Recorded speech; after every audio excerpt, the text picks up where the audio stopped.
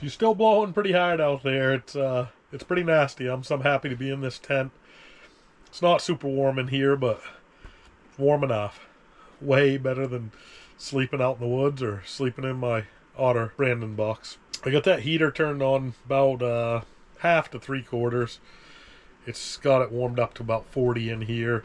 Outside is warmed up considerably. It's on the way up. It's 18 above zero right now. Since it was dark, it's starting to come up a couple clicks, so maybe it warms up tonight. I don't know. There's a south wind blowing in. That's where the storm is coming from, and usually with the south wind, it's a lot warmer than a north wind. I think tomorrow it's supposed to blow pretty bad straight sideways northwest, and might come off cold again, but pretty sure I don't have to sleep in my clothing tonight. Last night I slept in my insulated pants and my chamois shirt, and kept a wool hat on all night, and we'll see. One thing that helps you keep your hat on at night, I didn't do it last night, is sleep with a hooded sweatshirt, and that'll keep that hat on. If you roll around like I do a little bit. I didn't roll around too much, but enough where that hat came off. Gonna drink this hot cup of tea and listen to the wind blow and think over what I want to do for tomorrow. Today started out, I was gonna brook trout fish today, and a buddy showed up just inadvertently, didn't know he was coming, and he had a group of buddies with him, and I ended up going out and jigging with them out over some deeper water, out over like 50 to 60 foot for lake trout. We caught a couple small ones. It was okay. But tomorrow, if the wind lets me, I'm going to brook trout fish in here and see how I do. Pretty excited to see if I can get a big brookie on the top of the ice. And if I don't, I'm still pretty happy.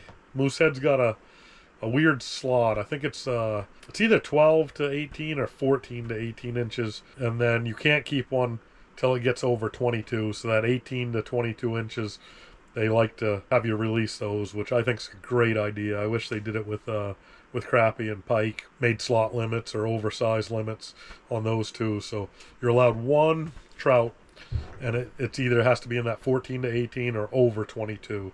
So if you keep one to eat that's 15, 16 inches, and you catch that 7-8 pounder fish of your life, you got to throw it back because you're only allowed one. And it doesn't matter if it's on the top side or the bottom side of the slot. And their biologists are doing a good job on this lake. It appears ever since smallmouth got in here and got established, this lake has been putting out the best brook trout it's ever put out. And no one can argue that with me, because that's a fact. I mean, you look at the 5, 6, 7s, and 8 pounders caught ever since smallmouth got established, and you tell me why. I don't know why. I mean, but if it was going the other way and guys weren't catching 5, 6, 4, 5, 6, 7, 8 pound brook trout, they'd blame it on the bass killing all the lake and killing all the fish, and it's just not so, guys. It's everybody's quick to blame something rather than be thankful and look at what we do have. So there's no need to blame, no need to hate a fish. I was at the trading post the other day, and a fellow there was telling me how he kills every single bass he catches. Throws them right in the woods or kills every one of them. And to me, that just doesn't make any sense. You can't affect the population. One person can't, neither can 1,000. And bass are here. They're here to stay. It's an incredible fishery. And, if I was at the Indian Hill Trading Post, I know I can make a lot of money, and make a lot of people happy in the meantime, fishing for bass, rather than having hate in their hearts and hate for something that's been here for 20 years and long since established.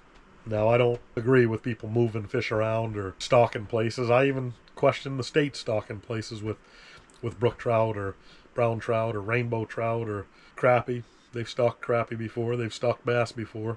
I don't know if we're just better leaving stuff alone, or if we're better off moving stuff. I don't know, but they say leave it up to the professionals. I don't know. I'm pretty happy we have pike. Really, really happy we have crappie. Really happy we have bass. I know the state did that. State actually did crappie too. They stocked Sebasticook Lake by accident, and it spread like wildfire from there because Sebasticook has some flowages in and out of it. I don't know who stocked the pike. It was well before I was born. That's how long pike have been in the state of Maine. But they are fun, and it's pretty cool to see all the boat launches in central part of state of Maine just right full pretty much any day of the week, especially your Friday, Saturday, Sunday on the Pike Lakes, because people want to catch big fish.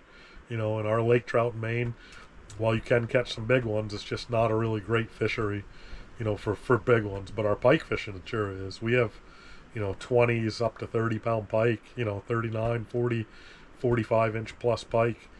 And a guy, if he puts a little bit of time in, has a lot better chance of catching a 26-pound pike than he does a 26-pound brown trout or a 26-pound lake trout or a 26-pound brook trout. Have an open mind, guys, and you know the other thing too is be happy that not everybody fishes for the fish you fish for. You know, it's weird to hear sportsmen fight against other sportsmen when there's people out there trying to shut us down from fishing altogether, or from trapping, or from hunting. You know, because, oh, I like brook trout, and I hate bass, or I hate trout, and I like bass, or I hate salmon, and I love crappie, or what, you know, whatever it is, guys. Like, be happy. Just be happy you can fish for the fish you have. We're so lucky in the state of Maine. I am so happy that I can fish for 30 different species over the course of the winter. I went fishing for white hornpout the other day. That's just blows my mind what we can fish for in the state. I'm probably going for muskie next week. You know, I'm on a lake with brook trout, cusk, and lake trout, and perch, and smallmouth right now on Moosehead. So if everybody fished for what you wanted to fish for, it'd be a lot harder for you to catch fish or to find spots to fish. So keep that in mind and be happy for other people when they want to catch a bass, or they want to catch a trout, or want to catch a salmon, or something like that. Just my 2 cents.